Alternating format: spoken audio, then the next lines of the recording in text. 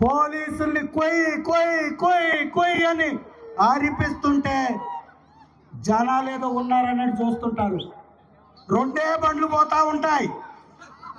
రెండే బండ్లు, ఒకటి ముందు ఎస్ఐది, రెండు ఆయనది.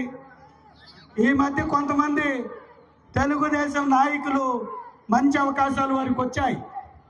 వారు కూడా ఏమవుతుందిలే అనే విధంగా ఎమ్మెల్యేని ఎంత మాట అంటే అంత మాట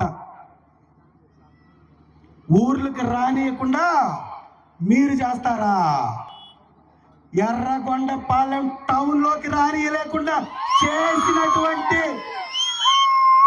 ఘనత మాది. పెట్టు.